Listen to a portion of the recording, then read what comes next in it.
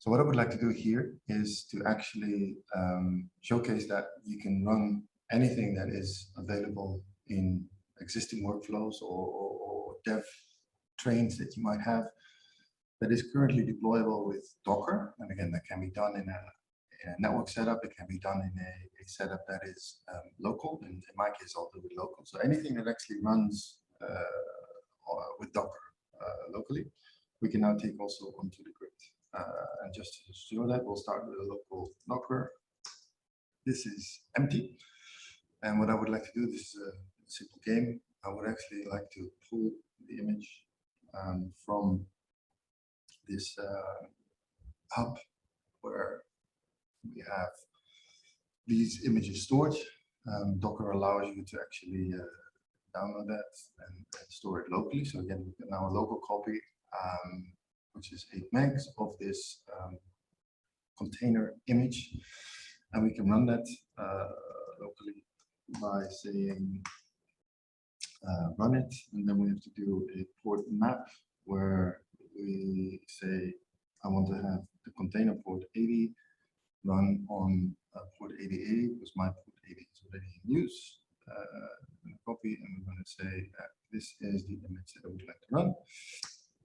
If we do so, it starts, and then if we connect to localhost,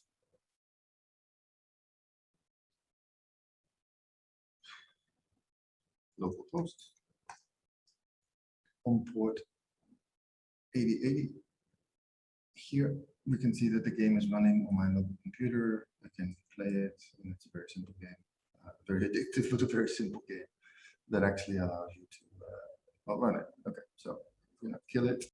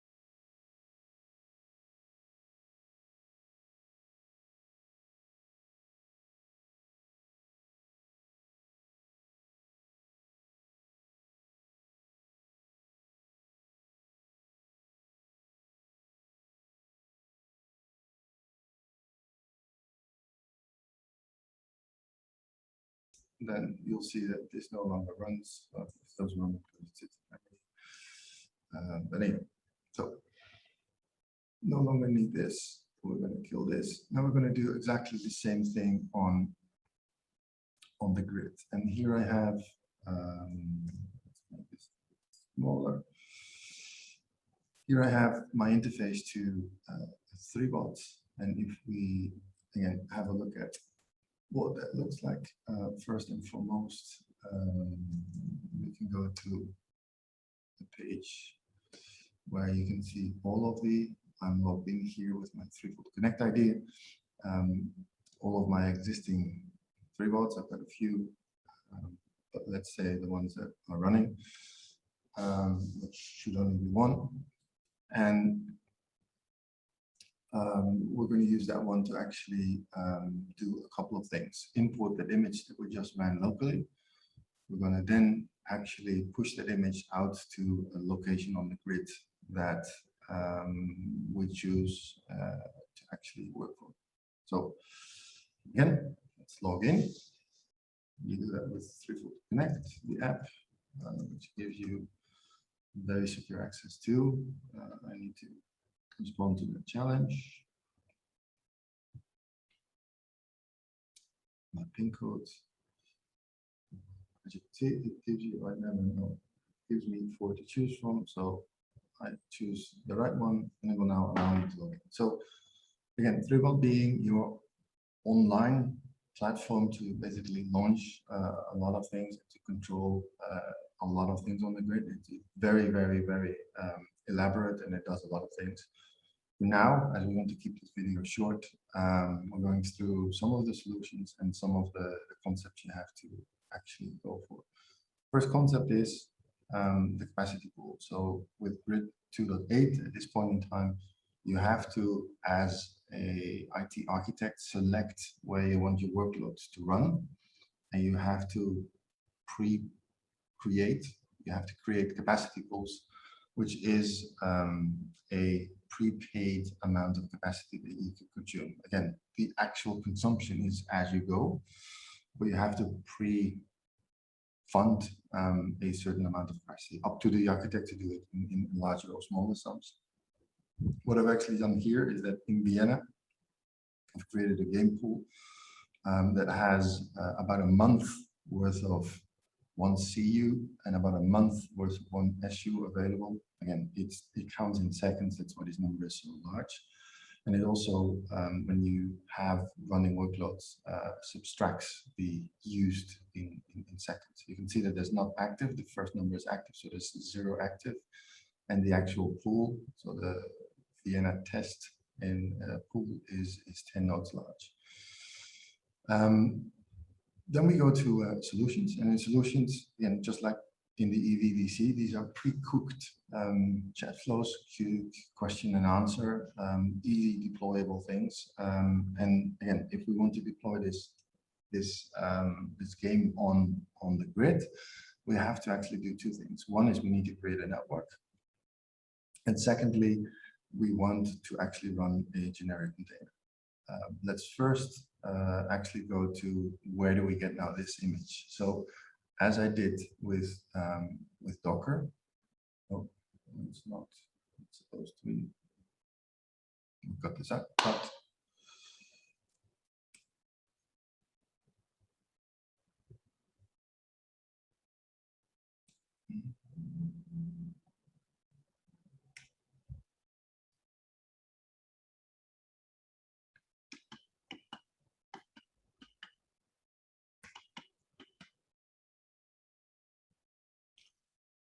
so this is recording. Good. Let me go back. So let's go to a similar thing as what we saw with Docker. So this is the Docker Hub. And then for the ThreeFold Grid, we have something similar, which is the hub for the grid. I already logged in earlier, but it's the same process with the ThreeFold Connect. And when you log in, again, these are all the people that are actually doing it. You get your own section in terms of the files that you are uploading. What is an F list? An F list is an image. Remember that here we actually downloaded the image that we want to run. We stored it on my local computer, which means I have to maintain it. If there's an update to this image, I have to maintain all of the copies that actually exist on all of the platforms, all of the servers that I want to run this on. With the grid, we actually don't store those images on the 3 nodes, on the nodes that they're running. They are able to actually reach out and find those images over the network. How do you get images in this hub? There is an upload. So if you've created your own local image, for example, for Docker and running it, you can upload the file. In the end, it's a file, the image that exists in your system. But you can also directly get it from the Docker hub.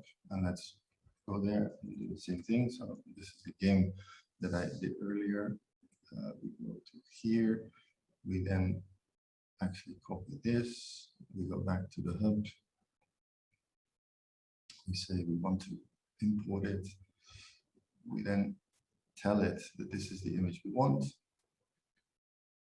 It now pulls, like I pulled it here, it now pulls it from the Docker hub. And again, this could be an upload from a file locally for me, but it pulls this one in and actually stores it for me in my section of this hub. And as you can see, this is right now 10:59, 10:59. Looking here, so this is the actual link that we need. If now, when we go back to the ThreeFold and want to actually launch a container with this software in it, this is where we point to the container to start booting. And then the process about an F list and how unique it is a whole presentation in itself. Just for now, it's an image which exists somewhere in a hub. It could be your private hub. I mean, you could have your own hub, or it could be in the one that we have up there to actually now experience the software that is out there and the grid.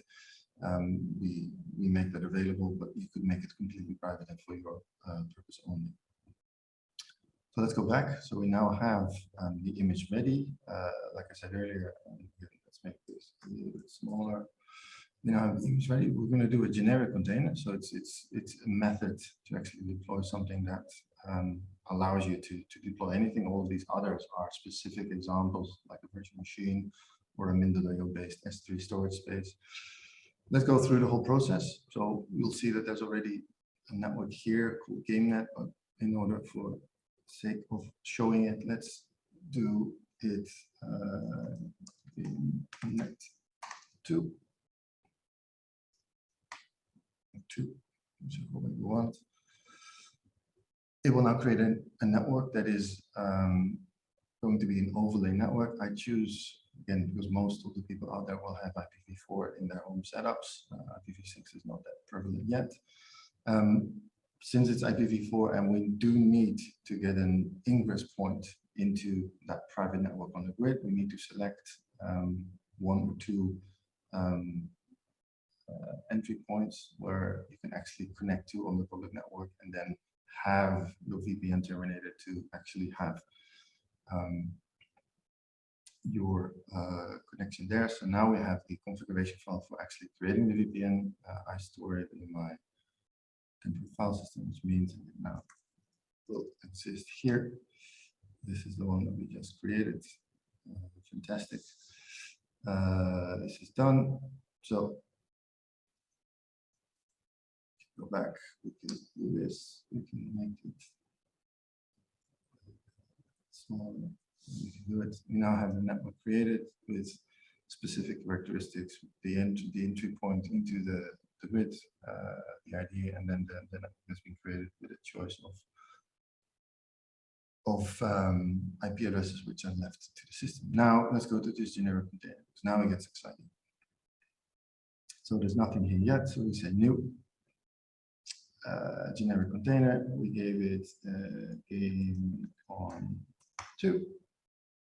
We do this, how much resources do we? So this is the choice where you now can select, again, within the capacity pool that we saw earlier. Now you can give it less or more actual capacity. Since it's a very simple game, 1 actual virtual CPU is enough. A gig is definitely enough for this game to run, and then it gets a quarter of a gig in terms of disk space. It doesn't need any disk space at all. Do you want extra? No, I don't want extra storage to be attached to my game. Here we go and select the folder that I just said. It's got enough actual capacity paid for available. We take this new network that we just created, and here we now have to actually put in that that URL that we earlier imported into the hub. We go back here, we tell this as this is the actual application files that we need. Again, they're not installed locally. Remember, here we had them locally installed. Locally installed, which means if you have 10 of these, you need to maintain 10 of these. If you have 10 of these, you just have to have one file that you maintain with updates and bug fixes if they are there. This is enough. This is a very unique feature where, and again, I don't know this game. I don't know how to start the container. So I can now have a web interface to the container that I start, which gives me the ability to sort of roam around. Normally, when you know how your container is starting up, you don't need this right now just to show it. Let's do this. I don't want it to have an IPv6 one, and from the 10 nodes in the capacity pool, it can select one that it wants to deploy on. It's a simple select, or it's a randomizer to do it. I don't want external logging to be stored, so we can all keep it. Again, it's now creating that smart contract for IT. It's creating the workload description, different IDs you can see here going up for the different components. It will select the node, 3 nodes. It will actually create a network that we earlier created to expand it to that particular node. And then start a container with the F list that we identified. I don't want to pass on any variables or any keys that it needs. It's a super simple game, so no need. But if you need that, have that container to get some information from the outside world in terms of environment variables, you can. Now this is the actual way that you can interact with that container and that you can get access to it.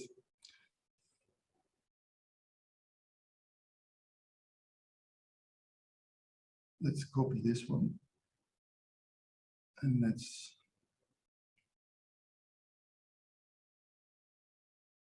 it doesn't do this. Why doesn't it do it? Because I haven't brought my VPN up, which I will now do.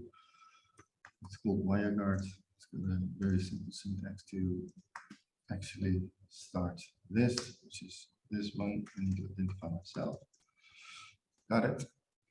Now, as you saw, it has started a VPN. I do have access, and I can now actually interact with that thing. This talks directly to core X, which is the first process started in the container. I asked it to start a shell for me, which it crashed because it doesn't have that particular shell bash available. If I change this to just a simple shell, it will now start a simple shell. As you can see, this one's running. If I click on it, and this is super unique, again, this is all secure through a VPN, web enabled, nothing really complex. I will now get direct access to my container. I will be logged in, and as you can see, this is my container. I have the actual access for it. What I need to find out, because I know that it's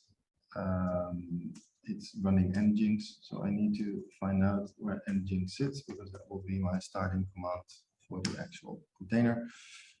And I think I just saw it. This is probably going to be it. So let's do this. If I showcase this, let's see this. So